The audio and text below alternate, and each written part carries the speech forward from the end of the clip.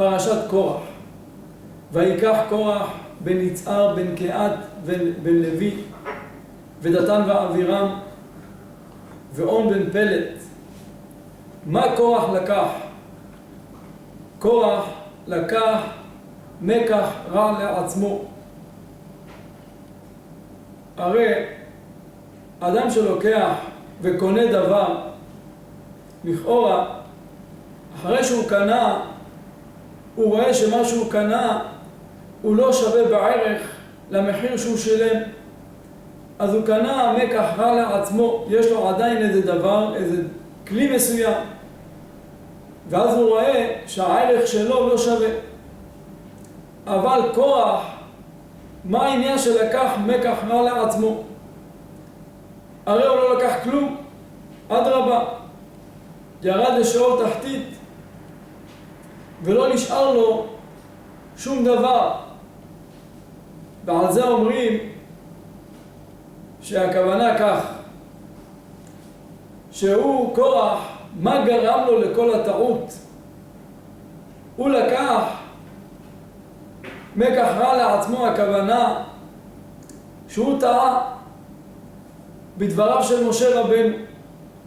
משה רבנו אמר שכולם יהיו עבודים וישאר רק אחד, אבל כיוון שקורח ראה ברוח קודשו שמבני בניו יהיו 24 משמרות שמתנבאים ברוח הקודש, וגם מבני בניו מי יהיה? שמואל הנביא, שהוא שקול כמשה ואהרון.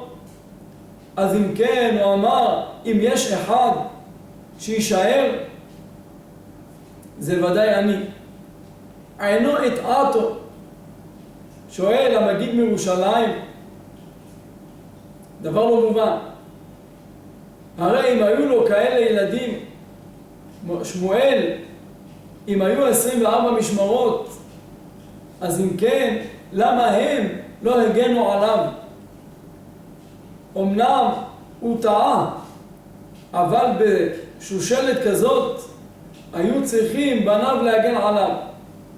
מסביר ואומר, אדרבה, באמת הוא לא היה צריך לזכות לילדים כאלה, אבל כיוון שעל ידי קורח נתאמת נבואתו של משה, נתאמת שמשה רבנו הוא הנביא, הוא המנהיג, וכל מה שהוא עשה לא על דעת עצמו הוא עשה, הכל מפיו של הקדוש ברוך הוא.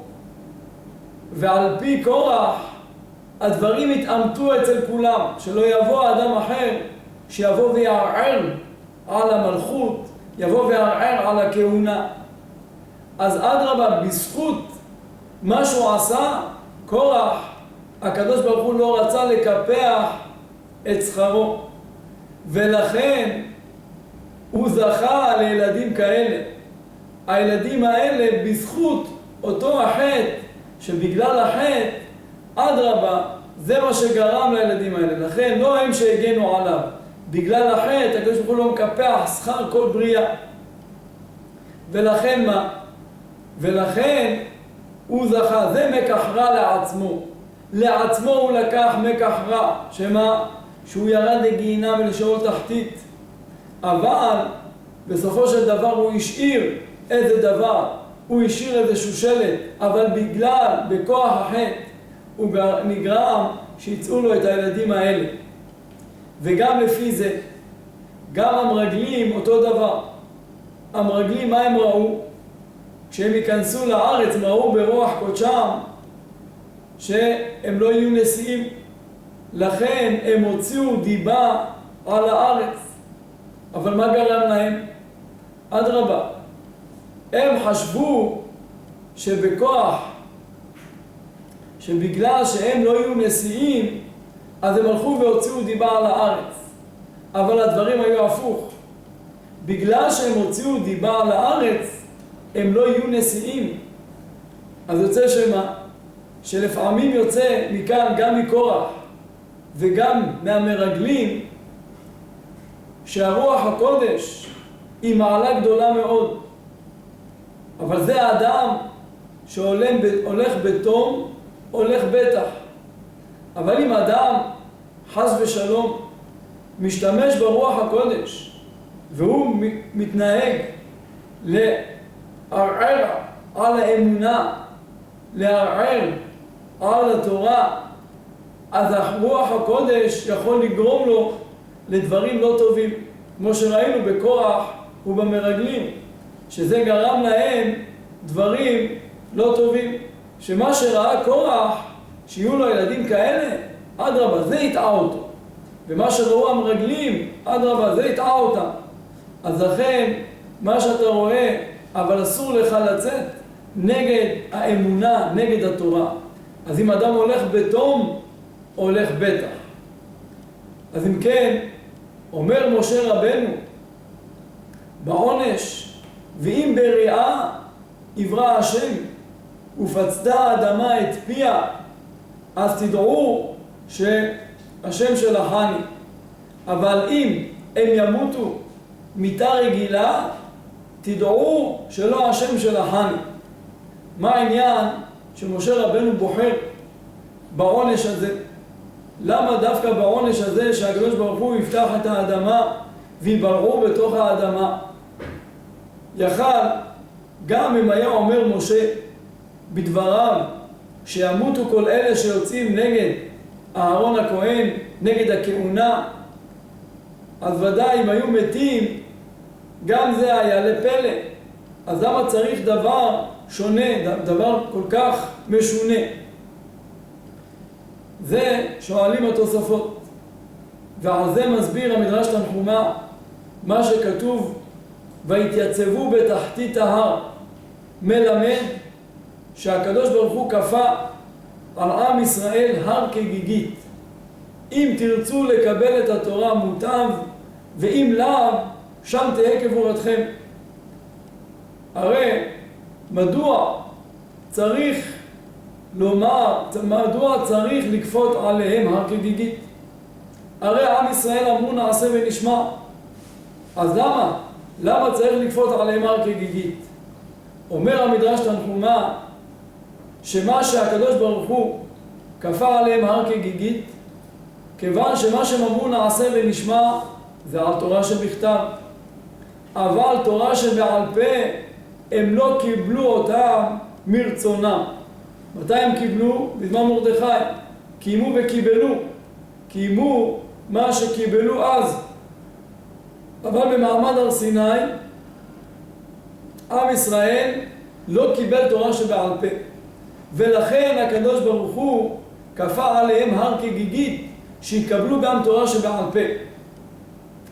אם כן, מובן, מה רצו קורח? קורח וכל עדתו ערערו על משה רבנו שהוא בודד דברים מליבו, חלילה. מה זה דברים שמליבו? דברים שלא כתובים בתורה. אז אם כן זה מה? זה דברים שבעל פה, מה שכביכול משה רבנו המציא את הדברים שבעל פה, שהם תורה שבעל פה. אז אם כן, מה העונש של אלה שמוציאים דיבה על תורה שבעל פה? הם צריכים, כמו כפה עליהם, הר כגיגית. לכן הם היו צריכים לדון במה? צריכים לדון לרדת לשאול תחתית, לרדת בתוך האדמה. ועל זה מה שעשה בסוף בפרשה שמשה רבנו אמר לאהרון מהר קח את המחתה בשביל להציל אותם, ירדה האש ואמר משה רבנו לאהרון קח את המחתה. על זה מסופר שהיה רבי פנחס שאל את אליהו הנביא מה לעשות, איזה דבר טוב תגיד לי שאפשר לעשות. אמר לו אם יהיו 10 אנשים שנכנסים לבית הכנסת ויגידו את הקטורת ברצון טוב, בכוונה, הם יכולים להציל ולמנוע שיהיו גזרות קשות בעם ישראל. ועל זה מסופר על רבי ברכיה שהוא הגיע לאיזה עיר, תרשה, ושם הוא התארח, ואז המארחים סיפרו לו שכבר שבוע שלם יש פה מגפה בעיר הזאת. אז מה לעשות? אמר להם, בואו נלך לבית כנסת ונתפלל, נבקש מהקדוש ברוך הוא שיבטל את הגזרה. כבר שהם הולכים בדרך, באו שמועות שכבר אנשים, פלוני מת, והוא פלוני מת, והוא פלוני עומד למות. אמר להם, לא, הזמן דחוק מאוד. לא, זה לא הזמן ללכת לבית כנסת. אלא מה? תביאו 40 איש שהם כשרים וצדיקים, שיש להם זכויות, ותשימו כל 10 בזווית אחרת, ואני איתם, ונגיד את הקטורת.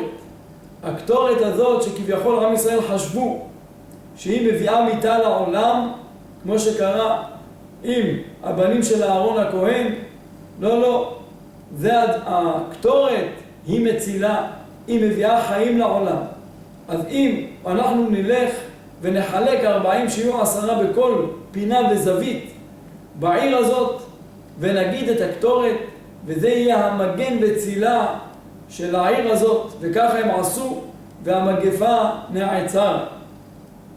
אז אם כן, אנחנו רואים שכוח הקטורת, שזה הדבר שהשטן הביא את זה למשה רבנו, זה גרם להצלה של אותה עיר, וזה גורם גם, זה מה שאומרים היום, שאם חלילה יש מגפה או יש איזה דבר לא טוב, אז אם מסובבים בעיר, בכל פינה בעיר, ישימו 10 אנשים שהם יגידו את הקטורת ברצון טוב, בדביקות, בכוונה, הם יכולים למנוע שלא יהיה חלילה מגפה במקום הזה.